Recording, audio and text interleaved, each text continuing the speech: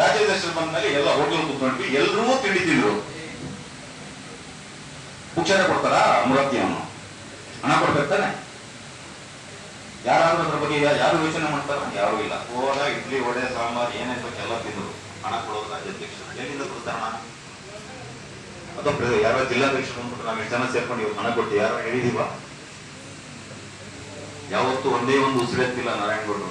ಕೊಡೋದೊಂದು ಇರ್ಬೇಕು, ನಮ್ಮನ್ನು ಸಂಪರ್ಕಿಸ್ಬೇಕು, ನಮ್ಮವರು ಶ್ರೀಮಂತವಾಗಿರಬೇಕು ಅಂತಕ್ಕಂಥ ಯೋಚನೆಯಲ್ಲಿ ಇವತ್ತು ಹೋಗಿ ಅವರೆಲ್ಲೋ ಒಂದ್ ಕಡೆ ಆರ್ಥಿಕವಾಗಿ ತೊಡಗಾಗ ನೋಡಕ್ಕಾಗುತ್ತ ನಮ್ಮ ಕೈಲಿ? ನೋಡ್ಕೊಂಡು ಸುಮ್ಮನಿರ್ತಕ್ಕಂಥವ್ರು ನಾವು ಮನುಷ್ಯರ.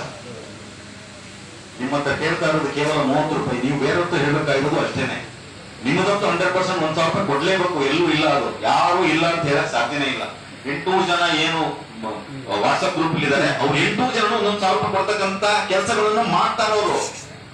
ಸುಮ್ಮನೆ ವಾಟ್ಸ್ಆಪ್ ಗ್ರೂಪ್ ಅಲ್ಲಿ ಇರಲ್ಲ. ನೋಡಪ್ಪ ರಕ್ಷಣಾ ವೇದಿಕೆ ವಾಟ್ಸ್ಆಪ್ ಗ್ರೂಪ್ ನೇನು ಮಾಡಲ್ಲ. ರಕ್ಷಣಾ ವೇದಿಕೆಗೆ ಬೇರೆಯವರಿಗೆ ಭಯ ಓಡಿಸೋದನ್ನ ಮಾಡ್ತಾರೆ, ಖಂಡಿತ ಮಾಡ್ತಾರೆ. ಸುಮಾರು ಜನ ಇದ್ದಾರೆ. ನಮ್ದು ರಕ್ಷಣಾ ವೇದಿಕೆ ಗ್ರೂಪ್ ನೋಡಿದ್ಯಾ, ರಕ್ಷಣಾ ವೇದಿಕೆಯಲ್ಲಿ ಇದೆ ನಾನು ಅಂತ ಹೇಳಿ ಖಾಲಿ ವಾಟ್ಸ್ಆಪ್ ತೋರಿಸ್ಬಿಟ್ಟು ಕೆಲಸ ಮಾಡ್ತಿರ್ತಾನೆ.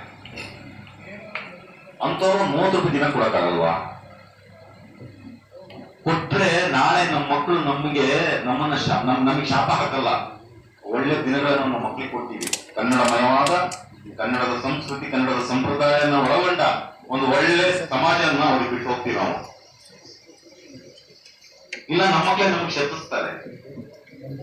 ಇವತ್ತು ದಯವಿಟ್ಟು ಎಲ್ಲರೂ ಗಂಭೀರವಾಗಿ ನೋಡಿ. ನಿಮ್ಮ ಹೊಣೆಗಾರಿಕೆ, ನಿಮ್ಮ ಜವಾಬ್ದಾರಿ, ಅದರಲ್ಲಿ 2 ಮಾತಿಲ್ಲ. ನೀವು 1,000 ರೂಪಾಯಿ ಕೊಡಬೇಕು, ಅದರಲ್ಲಿ 2 ಮಾತೇ ಇಲ್ಲ. ಬಿಡಿ, ಮಾಡ್ಲೇಬೇಕು. ನಮ್ಮದು ನಾನು ಹೇಳ್ತಾರೆ ಹಣಕ್ಕಿಂತ ಜಾಸ್ತಿ ಮನಸ್ಸು ಬೇಕು, ಹಣ ಅಲ್ಲ. ಮನಸ್ಸು ಬಂತ ಹಣ 30 ರೂಪಾಯಿ ಇಲ್ಲ 300 ರೂಪಾಯಿ ಆಗುತ್ತದೆ. ಅದ್ರ ಜೊತೆಗೆ ಬೇರೆಯವರಿಗೆ ನೀವು ಕನ್ವಿನ್ಸ್ ಮಾಡಿ. ಯಾವ ಎಷ್ಟೋ ಜನ ಸುಮ್ಮನೆ ಒಬ್ಬ ಫ್ರೆಂಡಿಗೆ ಕರ್ಕೊಂಡು ಬಂದ್ಬಿಟ್ರೆ ಕೊಡ್ತಾರೆ ನಮ್ಮ ಮಗ ಅಂದ್ಬಿಟ್ರೆ ಕೊಡ್ತೀವಿ. ನೀವು 300 ರೂಪಾಯಿ 400 ರೂಪಾಯಿ ಖರ್ಚು ಮಾಡ್ತೀವಿ. ಅಲ್ವಾ? ನಾನು ಕುಡಿಯಲ್ಲ ಹೇಳ್ತಾರೆ. ಆದ್ರೆ ರಕ್ಷಣಾ ವೇದಿಕೆ ವಿಚಾರ ಬಂದಾಗ ಯಾಕೆ ಗಂಭೀರವಾಗಿ ತೊಗೊಳಲ್ಲ ನಾವು? ಹುಡುಗರಿದ್ದಾರೆ ಮಾಡ್ತಾರೆ. ಸಾಧ್ಯ ಇಲ್ಲ. ಬೆಳಿಗ್ಗೆ ಮಧ್ಯಾಹ್ನ 2 ಗಂಟೆಗೆ ಆಫೀಸರ್ ಬಂದು ಕೂತ್ಕೊಳ್ಳಿ, ಸಂಜೆ 7 ಗಂಟೆ ಕೂತ್ಕೊಳ್ಳಿ ಸಾಕು. ಎಷ್ಟು ಜನ ಬರ್ತಾರೆ, ಎಷ್ಟು ಸಹಾಯ ಪಡ್ಕೊಂಡು ಹೋಗ್ತಾರೆ ನೋಡಿ. ನೀವು ಬರ್ತೀರಿ ಅಂತ ಹೇಳಿ ನಾವೆಲ್ಲ